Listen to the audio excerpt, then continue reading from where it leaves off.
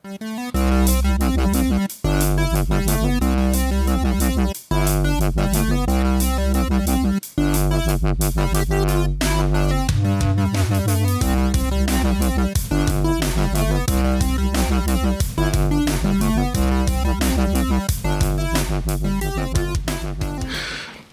everybody, welcome to another episode of the LitRPG podcast, episode number 112 of the show. I'm Ramon Mejia.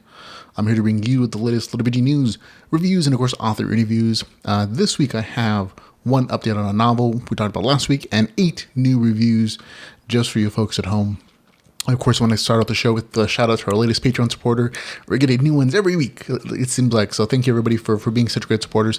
This week's shout out goes to Mark Carlson, who's become our latest Patreon supporter at a Patreon page for the Geek Bites podcast. So it covers the Geek Bites podcast and it covers the RPG podcast. If you want to go help support us, you can go head over there. And there are a lot of other ways to help support the podcast. You can find all the ways to do so at litrpgpodcast.com/support. But again, thanks Mark Carlson for being a supporter who's like, hey, here's some cash. Do what you do. Thanks. Okay, new releases and reviews. We're going to be updating just a quick update on this particular story later on, Blind Gambit, and then doing some reviews, beginning with War of Aeternus 2, Sacrifices, then The Mists of Erantia, Realm of Arkon, book number 7, and then New Generations, Maelstrom, book number 1. And then after that, it'll be Questmaster, a LitRPG novella. And then it'll be Catmaster Online, a LitRPG series. Then after that, it'll be Endless Online, all kinds of onlines. It's interesting. Endless Online, Oblivion Blade. This is the first of 2 books that were concurrently released. And then New Life Online, a LitRPG novel, and then Monster Hunter NYC rather. So all these nice reviews for you, 8 more. Before we get into the reviews, we of course go into LitRPG news.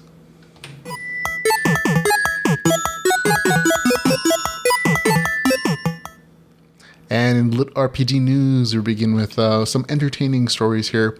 Last week, Blaze Corbin did a live stream on his Facebook author page. It was a very entertaining thing to watch, especially if you've ever wondered how much he loves his knife collection. He's definitely willing to share that bladed love that he has for his weapon collection. And I've actually seen them in person, some of them. They are super, super cool to look at, but the man does definitely have a certain passion for his blade as much as he does for his writing, I think, sometimes. But it's really interesting. He also goes into some details about his upcoming writing schedule, like things he plans to produce. So I definitely encourage you to go watch it. He's highly interactive with the audience, and it's very entertaining. He's also put out the first book in Delvers LLC series on sale. It's 99 cents for the next week or so. And I highly encourage you to go check that out if you haven't read it already. 99 cents is an amazing, it's like 500 pages, so it's like it's a really good read. It's a really like value read at 99 cents, definitely. So there you go. We'll link in the show notes for you if you want to go, of course, check that out. Okay, in other LitRPG news, Charles Dean just released the second book in his War Aeternus series. It actually came out, I believe, just the other day. And to celebrate, he's holding a YouTube event with some beta readers, some of his editors, and he's invited all the readers and to come and watch and comment and give him a hard time if you want to. He highly encourages you to have read the book. That way you guys can kind of like geek out about it if you're an enthusiast for the series. We'll have a link in the show notes to his YouTube page, which you can go subscribe to, and you'll get like a little notification when it comes up. But as of right now, the recording of the show, that particular event is scheduled for Saturday, May the 12th, on 7 p.m. Eastern Standard Time. So there, I plan to be there, so hopefully I'll see you there too.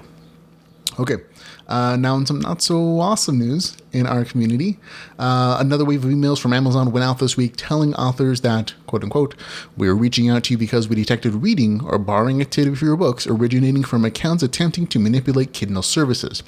You will receive royalties associated with legitimate or paid sales. However, we will not pay for reading activity related to illegitimate activity. Then there's also the usual inference that third-party marketing services may be to blame, but that, quote-unquote, any intentional violation of our terms conditions, including a violation caused by a marketing service you or others on your behalf may have used, could result in account level actions up to and including termination of your KDP account. This is kind of an automated letter that seems to have gone out to a lot of authors, not just in our community, but also in the romance community and in a lot of other indie author communities. The way that I've heard it described basically is that there are people who pay for services on the internet where their page reads get artificially inflated, like bots and automated services will automatically read page reads, increasing their Kindle Unlimited read numbers and increasing that author's payout, basically. When those accounts get busted, any other account that they've even looked at, anything they've done to hide their activity among other authors who didn't hire them, who had no idea that that's what they were doing, everything is taken down by Amazon, and those authors, even if they're completely innocent, essentially get a 1 out of 2 strikes against them. The second time it happens, again, whether it's with the author's consent or knowledge or reference, things get worse for the author. Like they can have their account suspended. Happens again, the account is likely terminated permanently. And it's just something that's outside of the control of a lot of the authors who are getting these notifications. Now, most recently, the wave has affected a lot of LitRPG authors, including G.R. Cooper, Lido Spirit Blackman, Zacharias Dracolis, Tom Hansen, J.R. Castelline, A.J. Chaudhary, and even myself. I wrote the Adventures of Terror series in Project Alpha. I got one of these stupid letters too, or emails, I should say. Which is weird to me because I don't even run ads. So I haven't contacted anybody to do anything like this. But I know it's also impacted a variety of authors in very different ways. Some losing hundreds of dollars worth of KU page reads. Some even losing all their page reads for an entire month. Personally, my April Kindle Unlimited reads got totally nuked. They're almost non-existent now. However, the hardest hit in of the people that I know of are G.R. Cooper, who writes the Magoverse series, Lido Spirit Blackman, Tom Hansen, who writes the Into Littleverse series, Jeff Sproul, who writes the Sigil Land series. Their accounts have actually been suspended, which means they can't access the tools that they use to update their books, to put up new books, to do sales, and sometimes not even be able to get their reports that they need to make business decisions. And that's the light version of that. A number of these same authors that I just listed have actually had their novels pulled from the Kindle Unlimited program entirely. And some of them even had their entire account suspended. All their books have been pulled from Amazon, so you can't even see them or purchase them or buy them. And some other authors even have their pre-orders that they've set up and scheduled out canceled. And so there's a whole variety of things occurring. And again, none of these authors, as far as I'm aware, have done anything wrong, have done anything inappropriate. And again, I'm one of them that's in the first warning stage. So I'm it's just too broad of a thing. Not everybody's can be doing this. This seems really weird and arbitrary. And again, it's just bad actors hiding their activities among good authors' works. Essentially, those automated services try to hide their activities, the things they're paid for, by also artificially reading other author stuff, which again they have no consent over, they have no notification of, they have no knowledge of it, and Amazon's recourse is eventually say, we're going to suspend your account unless you can prove that you didn't do this, which is hard to prove because you didn't actually do anything. So they're asking you to prove a negative in a lot of ways.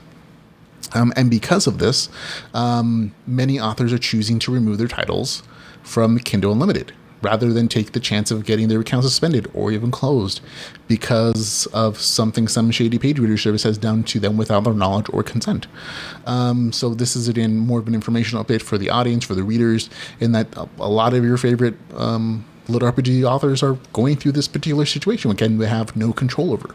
And some of them are, again, choosing to take their stuff off of Kindle Unlimited rather than take the risk of, again, losing their entire account, their entire ability to potentially make a living from their writing work.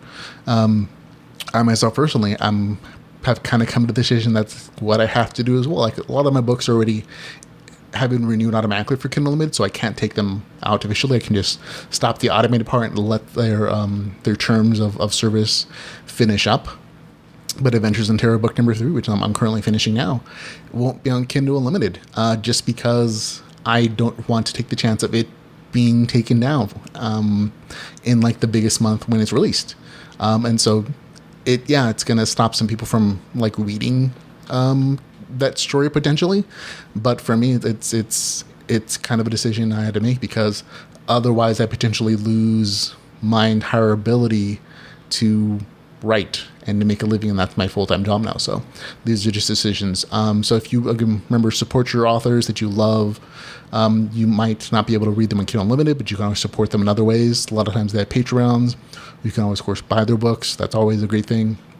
But if you can't afford them, if they've gone wide, if they don't have to have Kindle Unlimited exclusivity, they may be able to, send you the books in another way, like through their Patreon or again through private sales, because again, now they're not limited to Amazon exclusivity, which is part of the Kindle Unlimited program.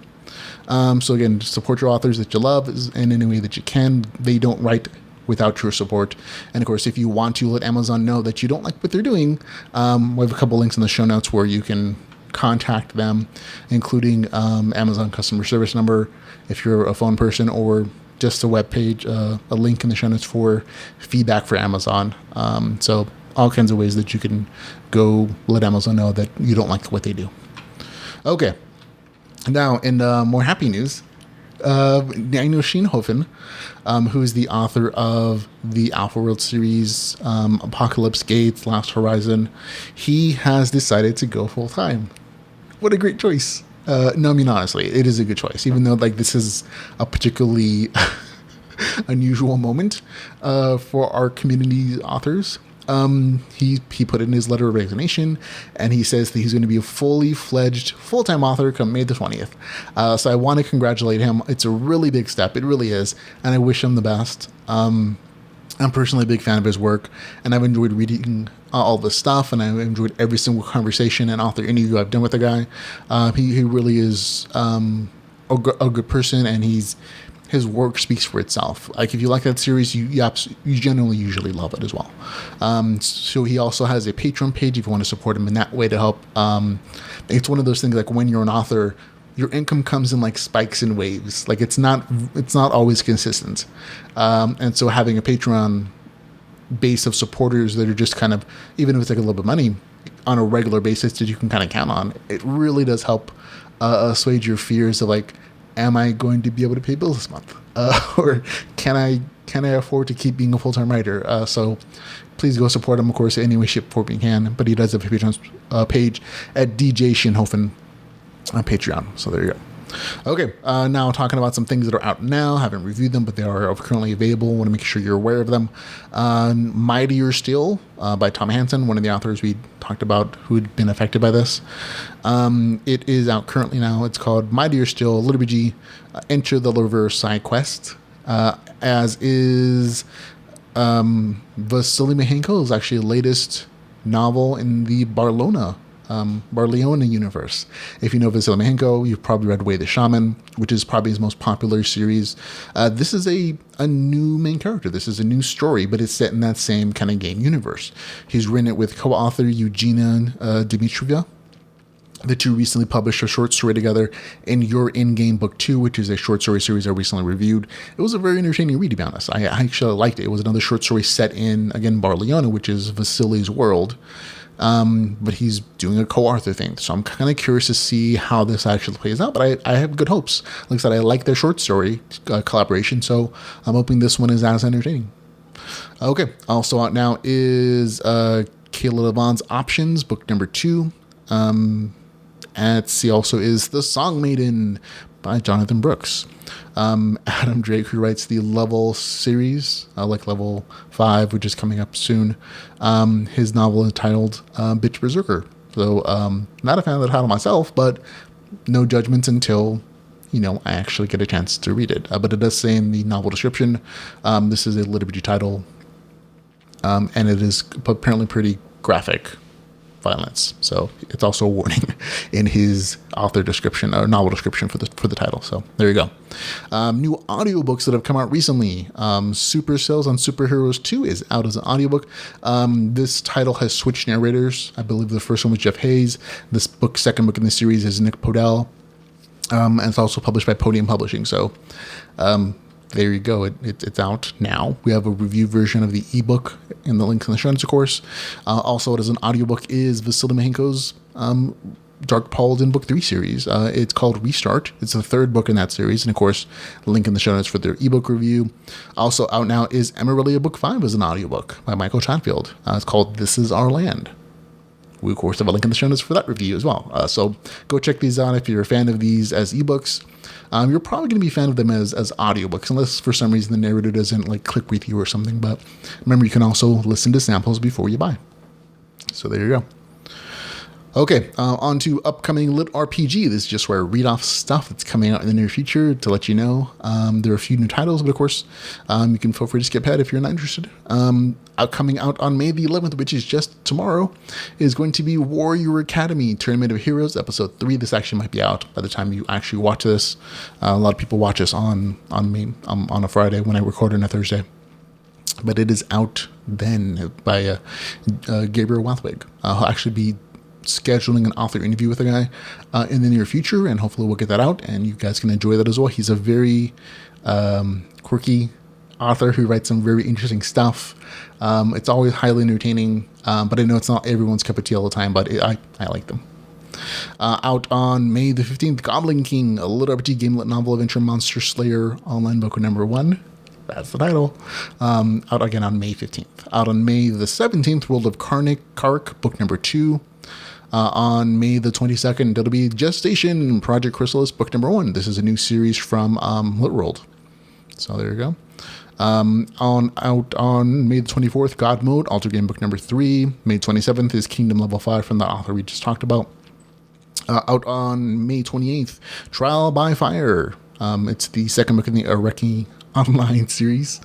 On May the 29th, this was a new, again, introduction to a new addition to the list, is Defenders of the Realm, Greystone Chronicles, book number 4. That's right, Dave Wilmarth, the guy who wrote that middle book right there. He has the Greystone Chronicles series, and he's putting out the 4th book in that series on May the 29th. Also a very pretty cover. Okay, out on May the 30th, The Dead Rogue is going to be out. May 31st, Pangea Online. On May 31st, it'll be Atlas Rain by Riley Mercer. Haven't read it, but the author says it's LitRPG. Out on July the 30th, Restart, Level Up book number 1. This is one I'm actually kind of looking forward to. This is another Russian author that's been translated into English. I read a short story set in the same kind of universe, and it was actually rather intriguing. So hopefully this one will be as good. Also on the list is July 23rd. It'll be External Threat, Reality Benders, book number 2. I really enjoyed the first book in that series, so I'm looking forward to reading the second one. And last but not least is out on August the 7th. That's right, all the way out in August. It's May, June, July, August. It's called Death March, Euphoria Online, book number 1. So the author asked to be added to the list. He said it is a LitRPG, so there you go. It's on the list. And that's it for upcoming LitRPG. On to new releases and reviews.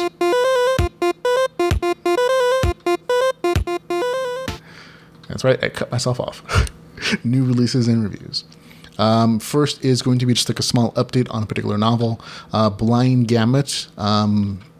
I read it and had a reviewer prepared. It turns out not to be LitRPG as much as it is GameLit. It's this kind of coming-of-age story for a visually impaired young man who has to deal with the duality of being able to see in a VR game he plays, but being blind in real life. It's actually very fascinating. It's a very interesting real-life story that I kind of like better than like the game stuff, the game training and hacker part of it, which is the other half of the story. It was originally published with the descriptors A Game Lit RPG novel on both the cover and the Amazon title. Again, I read it and I basically, while I liked it, I realized like this isn't actually LitRPG. Part of the story is set in a VR world and there's this shooter game element story to it, but there's not really any RPG progression. Rather than give the novel that I actually liked a bad review for what seems essentially like mislabeling, I contacted the author and I'm like, this doesn't really seem like it's LitRPG. It might disappoint some readers if you keep that particular tag on there. It's your choice entirely. And he basically agreed. He's like, oh yeah, I plan to like original launch it as GameLit because I kind of felt the same way. But my beta readers kept calling it LitRPG, so I figured, okay, I'll throw a tag on there, see if it lands. But after just talking to him, he was very happy to just say, oh yeah, I'll take it off. It's not going to meet reader expectations by calling it LitRPG. He took it off. And as of this recording, he actually has removed it from both the cover art and from the title on Amazon. So no need to give it a bad review. Actually gave it a good review just because this is a nice story. And it really is entertaining. It's a good story, just was mislabeled as LitRPG. So it's not getting like a review on the show. Because we review LitRPG here, but it was enjoyable for me at least. Okay, on to the reviews. War of Aeternus. Sorry, I keep saying of. It's just War of Aeternus. Book number 2, Sacrifices, written by Charles Dean. It is about 350 pages, I think. Again, there's no official page count. It just came out. It is $3.99. It is available on Kindle Unlimited. Here's the author's description. Desperate to save as many people as he can from a horrible fate in a cruel game of the gods, Lee and his small group of friends abandon the relative safety of Satterfield for the great city of Christian.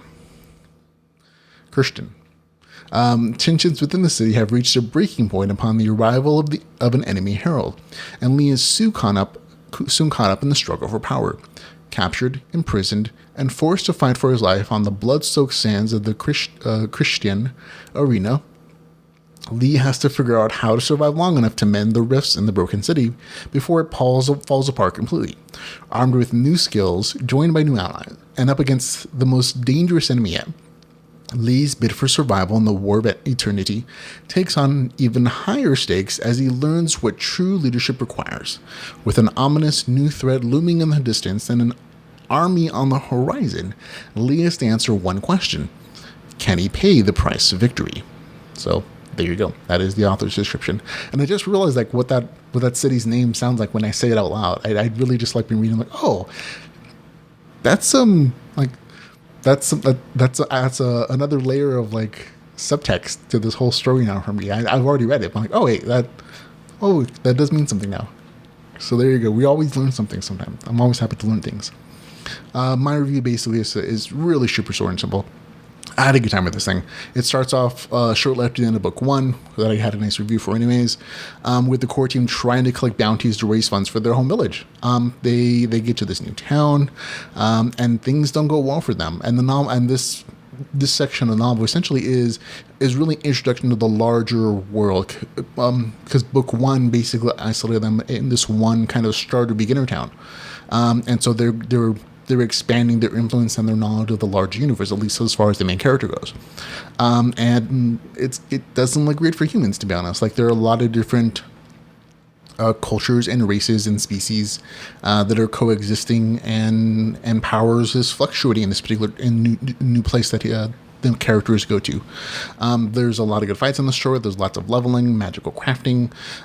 But for me, like, even though I liked all those things, and I really did, the best moments in the story didn't happen in combat. They happened when I felt connected to the characters. And there are several places in the story that I really liked. And I don't want to spoil them for you. I don't want to spoil the stories, but a lot of these moments are just like, oh, they're not RPG moments necessarily. They're moments where I'm learning about how the characters react, some of their backstories, and whether it's the main character kind of fumbling for romance or like the touching background stories from other like secondary characters. Those were definitely some of my favorite moments. Like, everything else is again so good, but like these moments are like, oh, well, I feel connected to these characters, and it makes me want to see them succeed, and it makes me, gives me the feels about them. And I think that's important in that the author does some very interesting story, which I don't want to spoil, but by making sure you're connected to the characters, he adds a lot of depth to the story. And I think that's definitely a big improvement upon what book number 1 did. Book number 1, again, a lot of book number 1s have to set a broad foundation. But in book number 2, the author really does help you to appreciate more about these secondary characters, which is really good for me. Overall, I had a good time with the story. It has a really good balance of, again, action, RPG advancement, character development, and of course, just an entertaining story, so which is always a big thing for me. For me, gets a score 7 out of 10.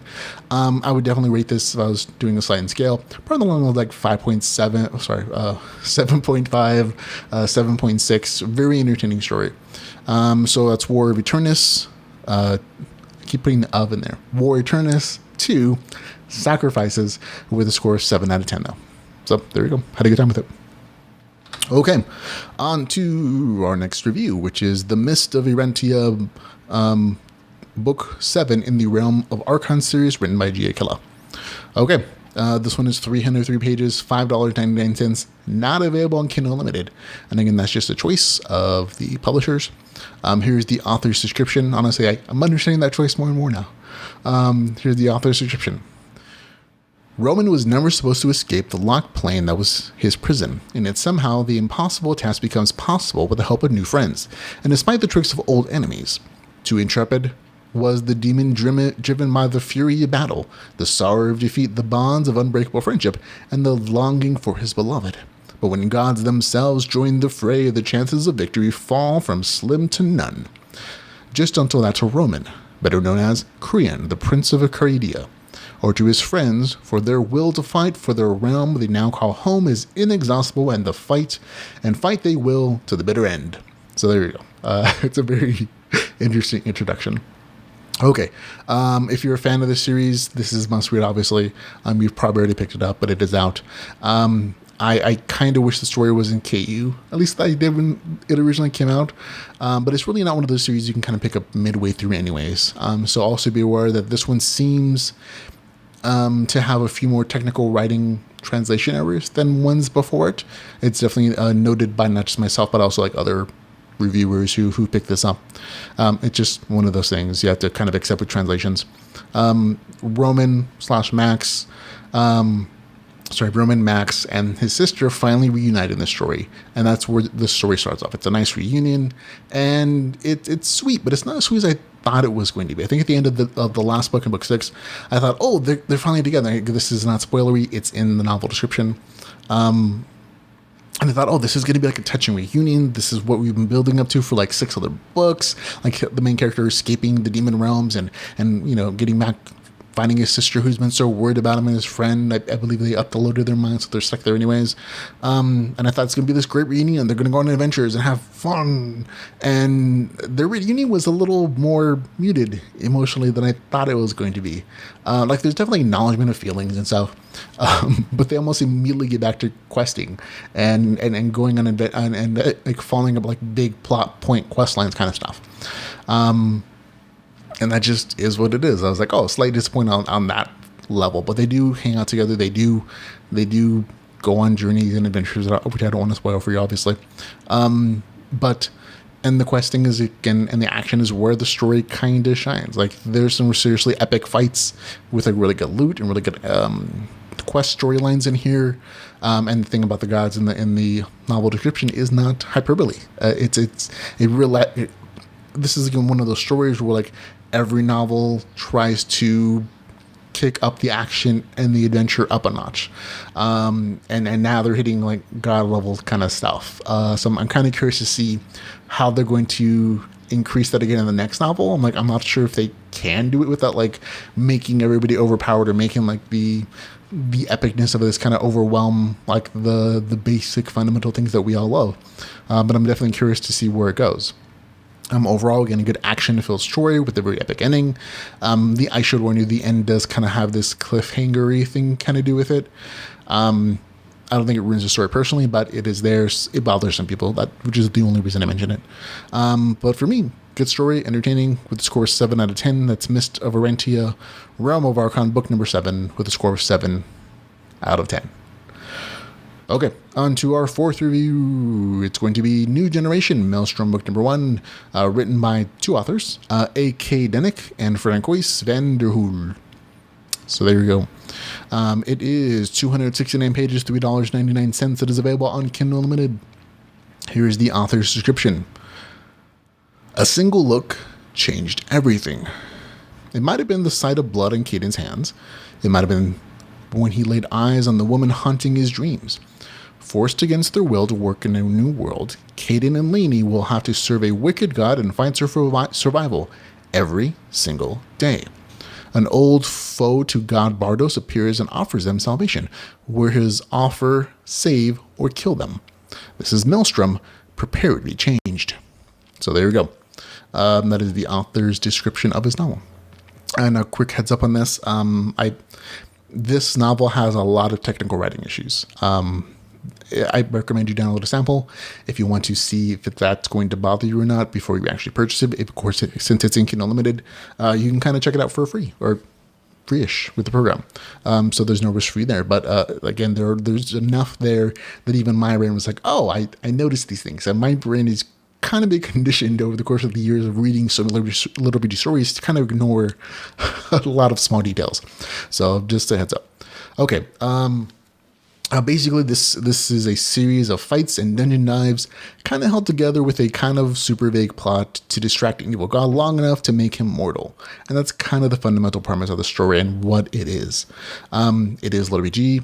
There are RPG advancements with characters leveling, choosing new powers as they level. But it's kind of a very loose RPG system that almost seems to be made up on the spot as the story goes along. I feel like this is a Panzer story where like things weren't exactly plotted out in detail.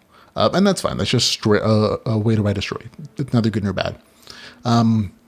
But in respects to like the game mechanics of the story, like, oh, you can kind of tell like, oh, maybe this power, which is kind of thought of like, oh, this is cool, I'm going to add this here. And that RPG progression just feels a little made up sometimes. And if that's going to bother you, I mean, like I said, get a sample. You can tell very quickly whether or not this is going to be a story that you enjoy or not. And there's just an example. Early in the story, it's established that the players spend skill points and that they earn as they level or learn spells or abilities related to class. So in the game mechanic portion, there's like, characters level and they get skill points that they can use to learn spells or abilities. Great. It's also related to the class. Then a short time later in the story, the main character actually kind of wills a new power into existence that's not related to his class. Through like sheer imagination and an active will, he creates a whole new spell. So at that point, I basically realized, so he never really needed those skill points, I guess. So that whole mechanic doesn't really matter if like a cool power comes up in the course of this run, or cool power isn't needed at any time or point. And again, it kind of just feels like this was just made up, which is again perfectly acceptable. It's a choice. I'm not criticizing them for doing it. I'm just saying that it didn't work for me in particular. On the side story, let's see, on the story side rather, there's not really one, I should say. I mean, there's definitely a lot of action scenes. There's kind of this loose outline of like purpose for the characters. Like, and I already described it. The novel just starts out with this awkward transport to a game world beginning, and then drops the main characters into battle where they kill, where they level up, they get new abilities, and they kill some more. And that's really what the story is throughout. There's kind of again this attempt to put a story into place between fights, with flashbacks and a plot involving a plot to bring down an evil god. But it's really just kind of an excuse to get to your next plot, to your next dungeon dive. And that's fine. Again, this is a very action-oriented story. The biggest issue for me, of course, was like the sheer number of like technical errors and issues in the novel. And like I said, if I noticed it, that means they're probably more than that other people are going to notice. So again, just a heads up, and also the writing style and the dialogue are kind of awkward. So that might bother other people as well. Overall, I kind of got bored in the novel. The fights, which are a major portion of the story, they're decently written. They are. The movements, the tactics, and the spells are interesting, and they're used in very interesting ways on a technical level. But overall, the fights felt like they lacked purpose. Like a lot of the fights felt like they were just there to be there. Like something for the characters to do, something for them to use to level up. And again, not technically wrong or any way, shape, or form. Again, the fights were well written enough, but their lack of purpose kind of made them unentertaining for me. Like fights for just fight states are just not they don't really work. I like to feel like, oh, this fight means something. They're risking their lives for a reason, or they're murdering this thing for some purpose. And that just wasn't the vibe I got from the story. Right? And yeah, I actually tested it out. Yeah, that's silly news. I did test it out actually. After I read up to a certain lull in the story, I actually went back and looked at the last non-action scene and kind of compared, oh, can I just skip from here to here and skip all that action? I'm like, oh yeah, the story part doesn't kind of ignores a lot of the fight stuff. And the fights kind of ignore some of the story stuff that's kind of implemented.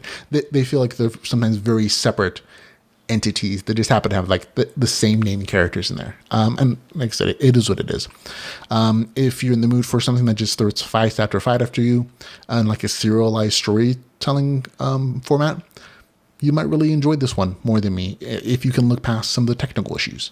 If you can't, you might enjoy it less. For me, it was just kind of really in the middle there. I was like, oh, I couldn't really super enjoy it because of the technical issues and the fact that the RPG stuff didn't really feel coherent on a system level. For me, I give it a score of 5 out of 10. Again, if you just want something that's like fight, story, fight, a little bit of story, you might like this more, and that's cool. But for me, 5 out of 10 for the new generation. Maelstrom book number 1. That's a score of 5 out of 10. There you go. Nope. On to number 5. Questmaster, a lit RPG novella written by Jessica West. It is about 100 pages. I think as of this writing, it didn't have page numbers yet, but it is self-described as a novella. It is $2.99. It is not available on Kindle Unlimited either. Here's the author's description. An island adrift in a world gone to hell becomes an even smaller place when the weight of its future lands on one person's shoulder. None of the chosen in our recorded history have ever found a way off the island. This year, the task will fall to a new Questmaster. Curing the corruption shouldn't cost us humanity. That's part of the novel description. Okay. First of all, this is like really overpriced to me. I'm guessing at about 100 pages for $2.99. That's about 3 cents a page, which is about triple what I normally like to pay. And again, it's not in Kindle Unlimited, and it's around 100 pages. According to the front matter in the story, I should say, this was originally published as part of a fantasy and speculative story box set in 2017. And I also kind of doubt that this was written as LitRPG. There are no RPG mechanics in the story, and that's kind of the big clue. Rather, it feels like it's a speculative story that asks the question, what would happen if you trapped a group of people in an MMO for 6 generations? Like, how would that culture develop? How would it change? And how would their world kind of shift to like trying to get off that island and get into the bigger world? Because essentially in the story, nobody remembers that there's a world outside this game world. And so their concept of culture kind of really does shift around like this fundamental quest of like, oh, how do we leave this island? We haven't been able to do so for like 6 generations. And that's kind of the core speculative concept behind this story. Like, what if these characters are trapped in that MMO game for such a long time, they kind of forgot about the outside world. However, that's kind of the meta concept here. When I'm actually reading it, I kind of just felt like I was watching somebody play an MMO. Only there's no leveling, there's no stats, there's no item descriptions, class details, or any other kind of like RPG progression. Just people fighting, questing, and throwing out a lot of like gamer speak as they do so. Overall, again, not a bad story on a technical level, but it basically is not LitRPG, and that's kind of a big thing for me. So for me, it could score 4 out of 10. For Questmaster, in the LitRPG novella, it's not actually LitRPG. Gets a score of 4 out of 10. So there you go. Okay, on to Catmaster by A.J. Chaudhry. It is 309 pages. It is $4.99. It is available on Kindle Unlimited. Again, this is another one of the authors who got hit by Amazon letters. Here is the author's description. Meet Kitty, a cat in a VR MMORPG. What would it be like if you were left with only 1% of your memory? Kitty is about to find out. After being betrayed by a close friend, Kitty is down to level 1 with no knowledge of his past life. With the aid of a cat princess, he'll need to fight his way up the ladder to get to the final boss and save the world. More importantly, he must save his master. Along the way, he'll learn new spells, deal with mobs, go on epic quests, and level up. So there you go. This is a slice of life LitRPG story set in a game world where anthropomorphized animals rule. If you've ever read the Redwall series by Brian Jacques, then you'll have an idea of what this story is like. In this world, though it's cats and dogs, they'll walk on two legs, talk, dress, and fight. The main character is a cat named Kitty, who is a character sheet, gets XP from quests, killing monsters, and basically goes on a bunch of adventures and eventually tries to help a cat princess. Overall, the fights are decent. The game mechanics are okay, but they're not particularly innovative. A lot of just like the same stuff you see in a lot of stories. And there really isn't much besides like the anthropomorphized animal part of it to kind of set it out from set it apart from other slice of life adventure stories. Again, not necessarily a bad story. It just really didn't land for me. And it's because of the animal part. Like I like animals. But it's hard for me to relate to a cat on two legs, I guess. And like the things that go into his mind. And like I said, the game mechanics weren't particularly amazing or special on their own, and the story itself was very slice of life, so that didn't really set it apart for me either. And so for me, it didn't really land for me. And again, that's okay. I like the author's work in general. Like I said, nothing really particularly bad about the story. And if you're tired of reading about like human characters, you might really actually like the story. You really might. It just didn't hit for me for whatever reason. So for me, it gets scored 6 out of 10. Again, not bad, not even boring. It just didn't quite hit good, which is what a 7 is for me. So that's a 6 out of 10 for Catmaster Online, a LitRPG series. So there you go. Okay, on to our next review, Endless Online, Oblivion Blade, a LitRPG adventure book number 1. Written by M.H. Johnson. It sounds like a dirty joke for some reason. Anyways, it is 330 pages, $4.99. It is available on Kindle Unlimited. Here is the author's description. Val had returned from his last tour of duty, scarred in body and soul. Barely able to walk and drugged to the gills for pain, he thought his killing days were finally behind him. He couldn't have been more wrong. Endless Online, a hyper-futuristic game where players could truly live another life. Val loved the idea of starting over in virtual reality, but when someone he cares about turns up missing after chasing the same dream, Val quickly learns that Endless is no simple game. And if Val can't figure out the dark secret behind the realm of wizards, warriors, and intergalactic conquest, then it's game over for everyone. So there you go, folks. Again, 330 pages, $4.98 available on Kindle Unlimited. This story has, I don't want to say it has issues, but it's sort of confusing in places. I'll get into the details of that. First of all, you should know that this should probably be considered more of a serialized story, or like a large story that was broken up into pieces.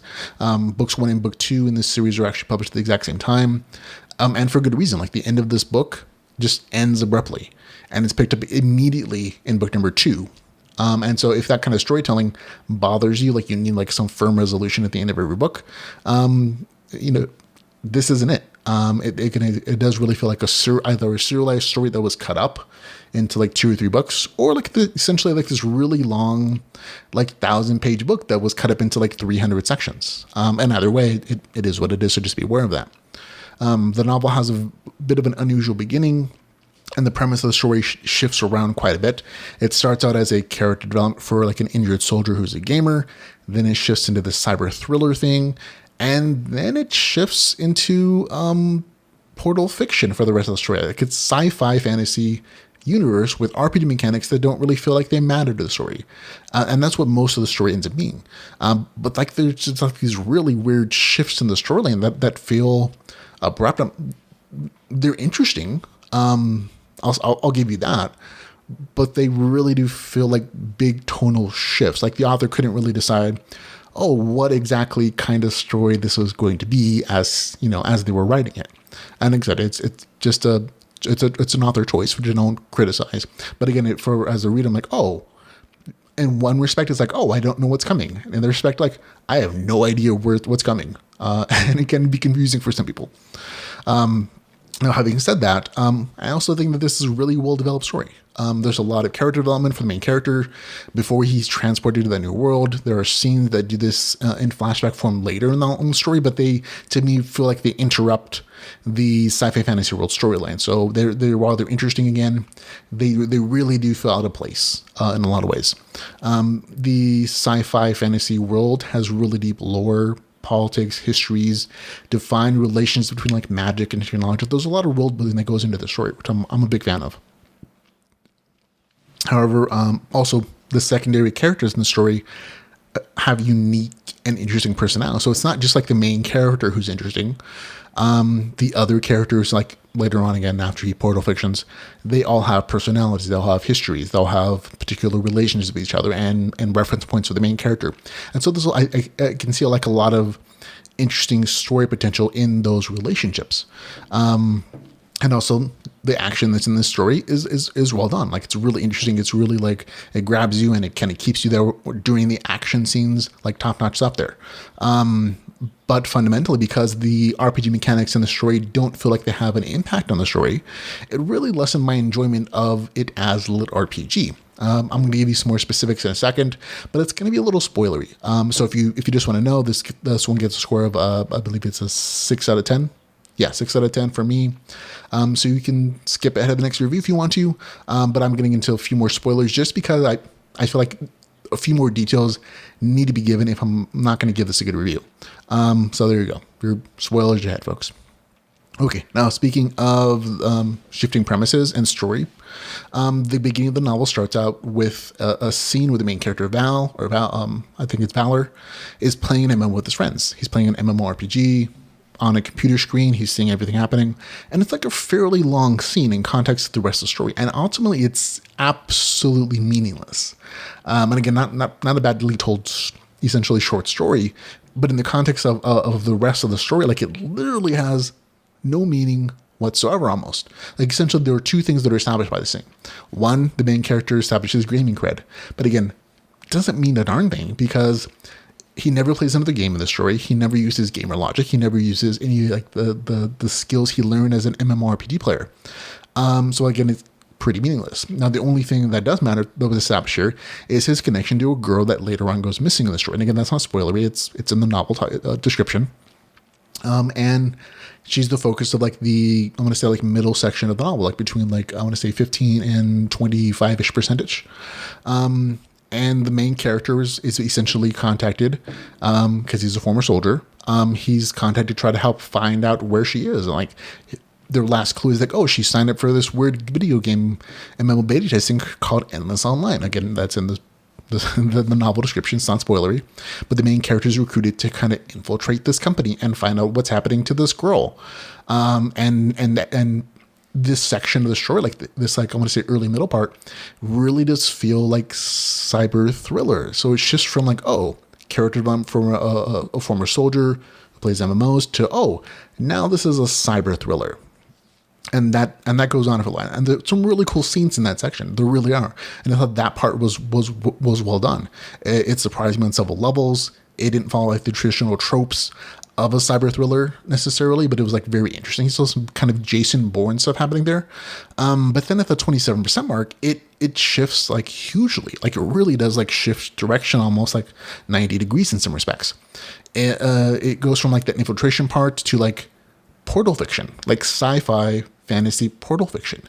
And it's like a really big shift in the context of the story. Like, up until this point, up until like the 27% mark, Endless Online, the game they've been talking about, has been presented as this full immersion virtual reality world where characters can log in, and it's like the best game ever. People can progress in an RPG fashion as much as they want to. Everybody understands this. And then it turns into this portal fiction, science fiction fantasy. I keep saying sci-fi fantasy because on this world, science fiction, like pew-pew lasers, spaceships, coexist with magic, like throwing fireballs. And psychic powers, and it's all kind of mixed in. So I keep saying sci-fi fantasy for that reason. But what doesn't really happen for the main character, or say for this larger world, there aren't RPG mechanics on this world that affect everybody. Like, for the most part, the RPG mechanics are really just for the main character and the things that he kind of sees in the world, and the way And the RPG mechanics only really apply after the main character does something interesting or insightful or something. I'm going back to the story a little bit. Once he's on that world, it really is just kind of this slice of life portal fiction. And the main character hooks up with some mercenaries and tomb raiders, and they explore how the universe works. And you get a bunch of like good character detail and world building stuff, and all that's really nice. But basically, they go on some adventures. And I'm being vague because the adventure part is interesting, and I don't want to spoil that for anybody. But it really just feels like this slice of life adventure once he gets to this portal world, which is very much in line with portal fiction. But again, the RPG stuff, it doesn't really impact anybody, or even like the story for the most part. And I'll talk about the RPG mechanics right now. Once the main character gets to the game world, Endless Online, again, it really just does feel like science fiction fantasy story with game notifications and breaks for leveling that's never really acknowledged in the larger context of this world and this story from now on.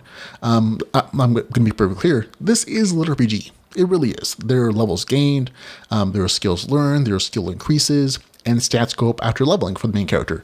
So like the minimum requirements are meant for like most people's definition of what LitRPG is. But for me, a lot of that stuff really felt like it was added on to this portal science fiction fantasy story. Like it really did feel like the game mechanics took second wheel to like this sci-fi science fiction fantasy story. And again, I don't know if it's intentional, the author, whether like they wrote the sci-fi fantasy story first and then added in game stuff, or like added like little spaces to add it in later.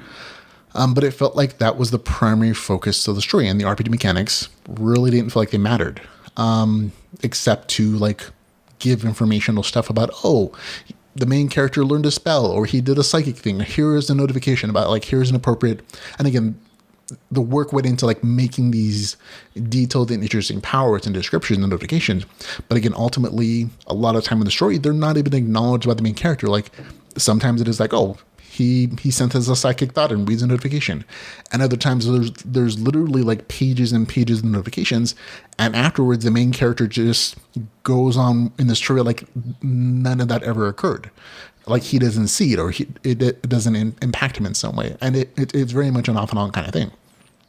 And for me, again, this is an entertaining science fiction fantasy story.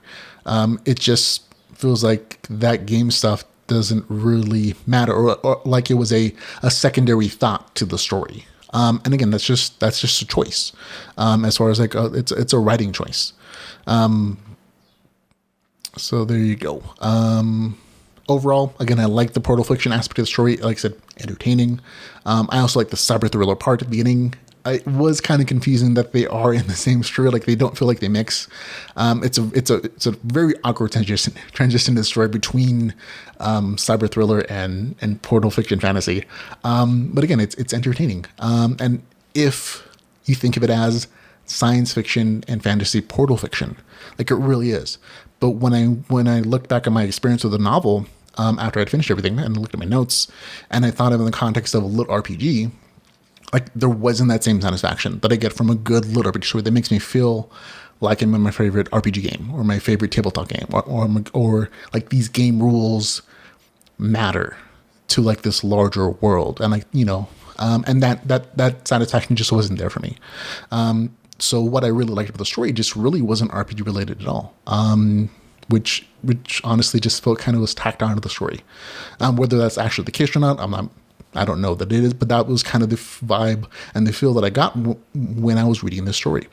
So as portal fiction, as science fiction fantasy, it would get a 7 out of 10 for me. It's entertaining. But as lit RPG, like I didn't have the same satisfaction. And so if you like game mechanics from a game mechanics that don't really matter to the story, or if you just want an interesting sci-fi fantasy portal fiction story, this may work really well for you. But as lit RPG, it just didn't land for me. So for me, it gets a score 6 out of 10. That's Endless Online, Oblivion's Blade, book number 1, with the score of 6 out of 10 as lit RPG specifically. Book 2 is out as well.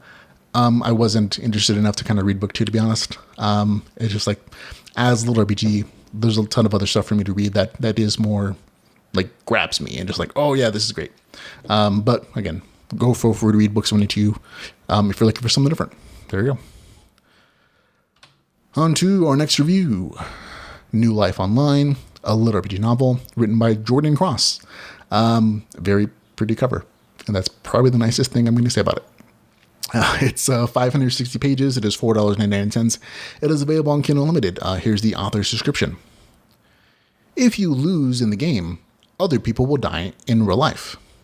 Would you play it safe? Finn's life sucks. He spends his days in the world's most advanced VR game, chopping wood in a wealthy player's base camp for a few copper coins a week. Leveling up is the latest thing on his mind. Is the last thing on his mind.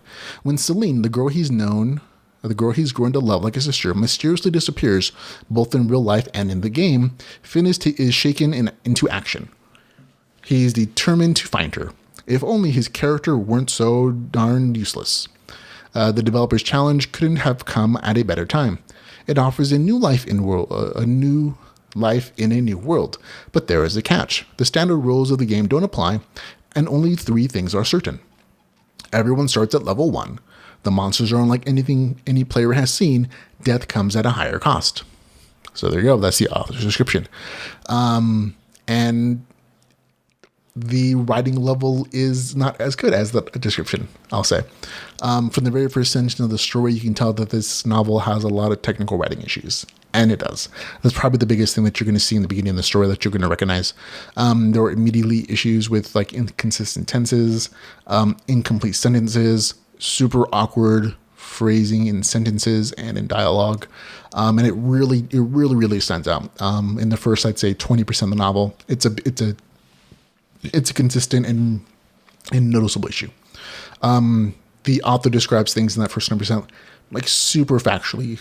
And like the main character essentially it's described this way. It's like, I did this, then I saw that, then I did this other thing, and then she did this thing, and then she said this thing, and it feels very stilted. That actually feels very unnatural. It's not particularly descriptive either emotionally or visually, and it doesn't really. It's not almost really in the first person tense.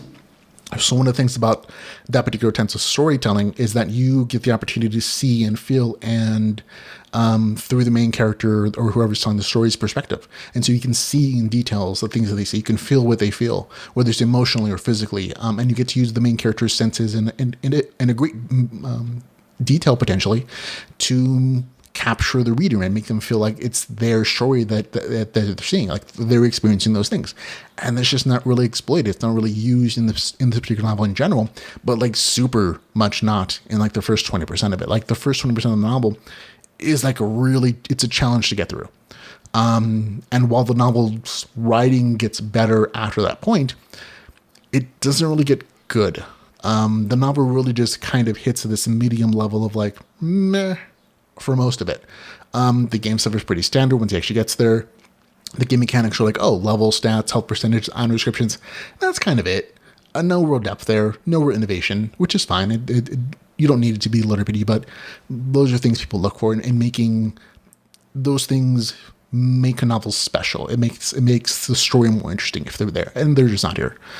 Story-wise, the main character and his friend live in this kind of dystopian future where they get to have to pay an inherited debt and have jobs as hirelings in an MMO working for this guy. They log into the game, and their low-level characters do stuff like kill boars or cut wood, and that's how they make their living. Apparently, it's not really fully fleshed out. One day, they get the chance to like use their boss's high level of character, and they make some purchases for him. Only the main character makes some unauthorized purchases that lead him to land in his game contest with his friend's life potentially being lost. Like he's looking for his friend who's disappeared for the last couple of weeks, and he thinks she's in the game, like trapped somewhere or something. And from there, the story just kind of abandons that story premise a little bit for a while, for most of the story, I should say, and it becomes this slice of life, puzzle solving, adventure, action story that's only just like kind of mediocre. Overall, some of the story was like really hard to get through, the beginning especially. The storytelling in general is on the dry side. There's also, again, consistent technical writing issues that's going to make this a challenge for some people to read. And honestly, a lot of the story, especially the ending, is super wand-wavy. And it doesn't end satisfying to me, at least, because it's a very wand-wavy ending. The main character gets a reward he doesn't deserve. And there's this twist that just like it's not foreshadowed at all, and it doesn't make contextual sense in the terms of like what's been developed in the story previously. I feel like it's just there to like say, oh, the main character now has reason to go back in the game to solve this problem in book number 2. And it just kind of bothered me. So for me, in general, kind of a meh storyline plus the technical issues and like the one of the ending and this with a bunch of other stuff made this less enjoyable for me, so much so that I did not enjoy it. It gets a score of 4 out of 10 for me. That's a new life. It's New Life Online, a LitRPG novel with a score of 4 out of 10. I just didn't have a good time with it. Okay, on to our last review. It is Monster Hunter NYC, written by Harmon Cooper. Also a very, very pretty cover. And one thing I kind of want to mention about this is that the cover kind of implies like this harem series. Like the official title of the novel, I think, is Monster Hunter NYC, a harem adventure story. The harem's not really there. Like it really is 2 girls. They're pretty, and there's definitely kind of a harem-ish vibe at the beginning of this novel, but it's really not a harem story. It's him. It's more like a Pokemon Persona 4 inspired capture story, and to me that's better. Like I was kind of uncomfortable reading it when I thought it was like going to be a harem, and thankfully it does switch away from that very quickly past the beginning part of this novel. Here is the details. It's about 300 pages, I believe. Again, no official page count. It just came out today. It is $4.99. It is available on Kindle Unlimited. Here's the author's description. There were other broke musicians in New York City, but at least those ones had their dignity. It was my bandmate Iris who gave me the code that unlocked the illegal Monster Hunter app. Tears in her eyes, Iris said the app would help us fix our ravaged music equipment, make money, and live better lives. The Monster Hunt app,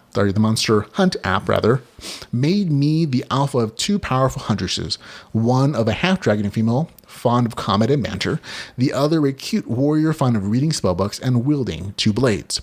Our goal? Hunt mythical creatures in the parks, rooftops, and back alleys of New York City, build a fighting party to compete in the brawls and tournaments, and earn some seriously needed cash, and try our damnedest not to get arrested. So there you go. Here's the review. Story-wise, it's pretty simple and straightforward. The main character gets access to an app that lets him capture monsters and train them for use in tournaments where he can win lots of money to further his music career. He's joined by his friend Iris and 2 hunters, Aya and Lady C, and it's really just a bunch of fights and some like resource management stuff until the tournament, and then it's kind of focuses on fighting. There's a little bit of story and interpersonal relationship stuff, but it's again mostly about the monster capturing and like the combat stuff. That's all it has to be. There's again not a lot of like super deep story stuff, but like the interpersonal relationship issues between characters is enough for me, like to keep the story kind of going. Game mechanic wise, the story pulls from like monster capture games. If you've ever played Pokemon Go or Persona, or like a lot of other monster capture games, you're going to find a lot of things that are familiar here to you as far as the game mechanics go. In this particular context of the story, it's an kind of AR Pokemon Go aspect in that the main character, he presses a button on his app on his phone, and he's transported to this world where he's picked up by 2 huntresses. There is some, if you're a fan of Harmon Cooper, you're going to notice some hints and Easter eggs about his other larger Proxima Universe series. But if you haven't, you don't need to. But essentially, he gets 2 huntresses who choose him as his alpha. It's all kind of a title thing. He's just their leader.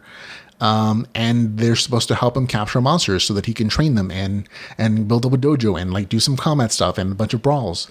And it's a very like action oriented story. The RPG side of this comes in the form of like levels and attacks and defense values that all the characters have and can improve through training or just from like the main character kind of leveling in its own like contextual way.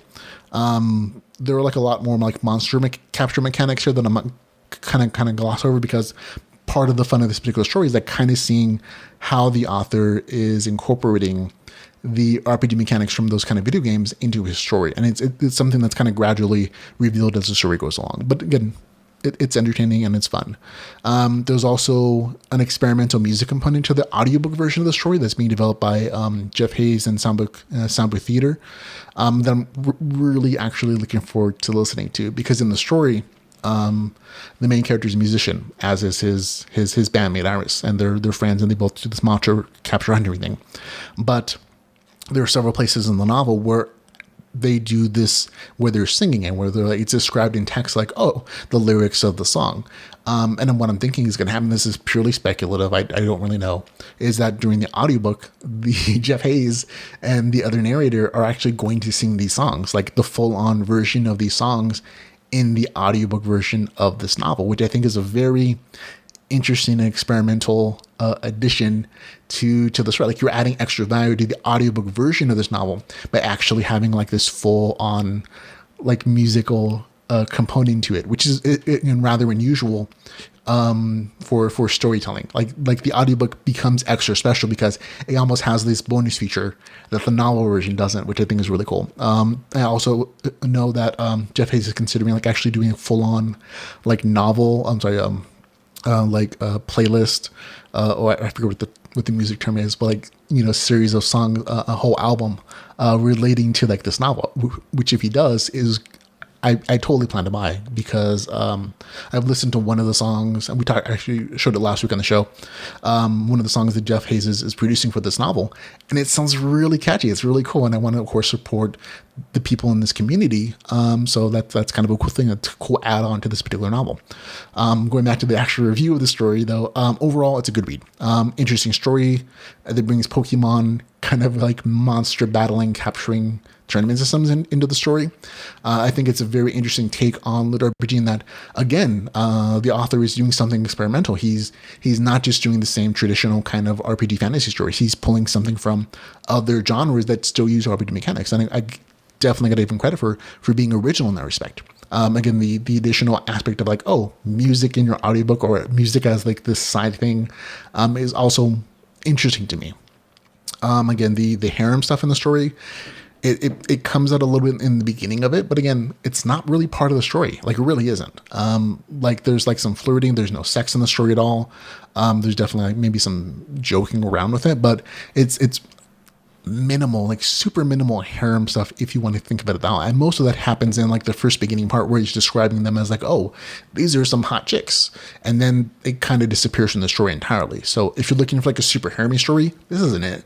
But at the same time, it's not super harem, so I definitely think it'll appeal to a lot more people than other stories. For me, get the score 7 out of 10.